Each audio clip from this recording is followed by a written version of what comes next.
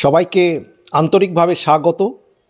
যে যেখান থেকে আমার মুকুল স্যার ইউটিউব চ্যানেলটি দেখছেন সবার জন্য আন্তরিক শ্রদ্ধা, সম্মান এবং শুভকামনা।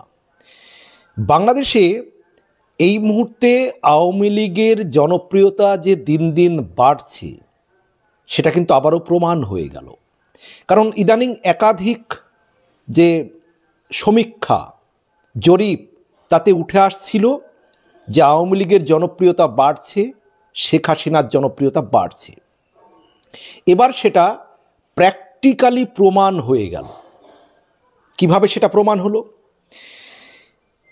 বাংলাদেশে সিলেট জেলা আইনজীবী সমিতির নির্বাচন হয়েছে এবং সিলেট জেলা আইনজীবী সমিতির যে নির্বাচন, এই নির্বাচনে আওয়ামী লীগ সমর্থিত প্রার্থীদের বা আওয়ামী লীগ পন্থী প্রার্থীদের একেবারে জয় জয়কার। স্বাভাবিকভাবেই আওয়ামী লীগ নেতা কর্মীদের মধ্যে একেবারে খুশির হাওয়া। তারা এখন ফিল্ডে নেই, তেমন কোনো আন্দোলন করছে না জোরদার। কখনো কখনো হয়তো ঝটিকা আন্দোলন করছে, দু একটা মিটিং মিছিল করছে।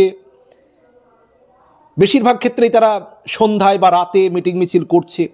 বাংলাদেশের আওয়ামী লীগের ছাত্র সংগঠন ছাত্রলীগকে নিষিদ্ধ করা হয়েছে, তারপরেও তারা দু একটা ঝটিকা মিটিং মিছিল কিন্তু করছে, মিছিল বিশেষ করে।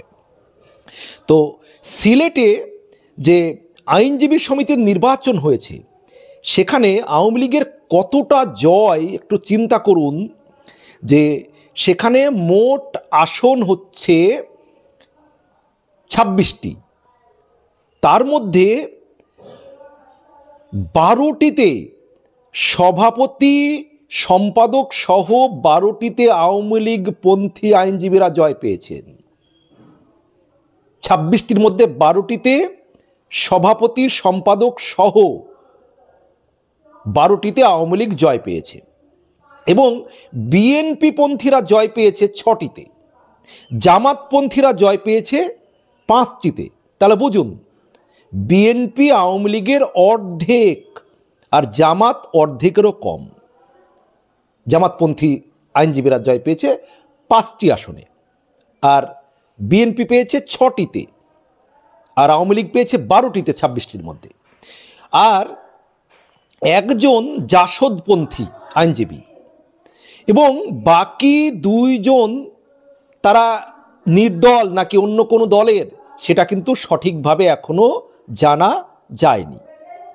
এখন এই পরিস্থিতিতে এবার বুঝুন, তাহলে বাংলাদেশে যদি জাতীয় নির্বাচন হয় তাহলে সেই নির্বাচনে আওয়ামী লীগের জয় কোন জায়গায় গিয়ে পৌঁছাবে।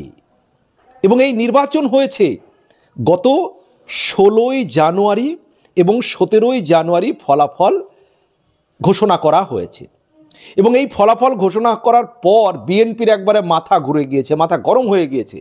তারা সেখানে সিলেট জেলা আওয়ামী লীগের 2 জন নেতাকে, বিএনপির যে কেন্দ্রীয় নেতৃত্ব রয়েছে, কেন্দ্রীয় নেতা রুহুল কবির রিজভী সাহেব, তিনি একেবারে শোকজ লেটার পাঠিয়ে দিয়েছেন বিএনপির 2 জন সিলেটের দায়িত্বপ্রাপ্ত 2 জন নেতাকে, যে কেন কিভাবে আওয়ামী লীগ জিতে গেল, বিএনপি কেন জিততে পারলো না, এবং বিএনপিকে জেতানোর দায়িত্ব যাদের দেওয়া হয়েছিল তারা সঠিকভাবে কাজ করেনি, এই নিয়ে শোকজ লেটার পাঠিয়েছে। তাহলে বুঝতে পারছেন, এখন যদি প্রশ্ন করেন যে কেন আওয়ামী লীগের এই জয়, সিলেটে যে জেলা আইনজীবী সমিতি নির্বাচন, সেই নির্বাচনে কেন কিভাবে জয় হলো। এখন বাংলাদেশে যদি আপনি দেখেন যে বাংলাদেশে মানুষের মধ্যে একটা ধারণা এসছে যে না, শেখ হাসিনার শাসনামল ভালো ছিল, আওয়ামী লীগের শাসনামল ভালো ছিল। কারণ এখন যারা ব্যবসা বাণিজ্য করছে তাদের ব্যবসা বাণিজ্য যদি দিনে দুপুরে কোনো দুষ্কৃতী দল লুটপাট করে নিয়ে যায়, পুলিশ দাঁড়িয়ে দাঁড়িয়ে দেখবে, কোনো ব্যবস্থা নেবে না, সেনাবাহিনী কিছু বলবে না। স্বাভাবিকভাবে ব্যবসায়ীরা নিরাপত্তাহীনতায় ভুগছেন। সারা বাংলাদেশ জুড়ে চাঁদাবাজি চলছে, দখলদারি চলছে, লুটপাট চলছে, অরাজকতা চলছে, আইন শৃঙ্খলার চূড়ান্ত অবনতি। একটা ব্যর্থ প্রশাসন চলছে, ব্যর্থ শাসক চলছে বাংলাদেশে এই মুহূর্তে। এই অবস্থা থেকে বাংলাদেশের সাধারণ মানুষ থেকে ব্যবসায়িক সবাই উত্তরণ পেতে চাইছেন। আর এই উত্তরণ পাওয়ার জন্যই কিন্তু তারা আবার চাইছেন যে আওয়ামী লীগ আবার ফিরে আসুক, তারা আওয়ামী লীগকে আবার সমর্থন করছেন। এমনকি যারা বিএনপি জামাতকে এতদিন সমর্থন করছিলেন তারাও তাদের নিরাপত্তার কারণে, একটা সুন্দর প্রশাসনের জন্য, একটা উন্নত স্থায়ী শান্তিপ্রিয় দেশ গঠনের জন্য তারা আবার চাইছে আওয়ামী লীগ ক্ষমতা আসুক, শেখ হাসিনা আবার ক্ষমতা ফিরে পান।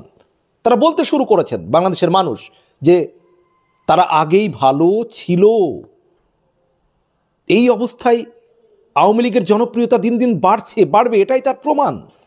এবং একাধিক অনলাইন জরিপে আমরা দেখছি, সমীক্ষাতে আমরা দেখছি যে মানুষ আওয়ামী লীগের পক্ষে কিভাবে সমর্থন দিচ্ছে, শেখ হাসিনার পক্ষে কিভাবে মানুষ সমর্থন দিচ্ছে। তারই ফলাফল সিলেট জেলা আইনজীবী সমিতির এই যে নির্বাচনের এই ফল। সম্মানীয় দর্শক, আপনারা কি মনে করেন এই মুহূর্তে বাংলাদেশে ভোট হলে আওয়ামী লীগ ব্যাপকভাবে জিতবে, নাকি বিএনপি জিতবে, নাকি জামাত ইসলামী, নাকি ছাত্রদের যে দল তারা করব বলছে সেই দল জিতবে? কি মনে করেন আপনারা জানাবেন কমেন্ট বক্সে। বিনীত অনুরোধ রইল, ভালো থাকবেন, সুস্থ থাকবেন, সবার জন্য শুভকামনা।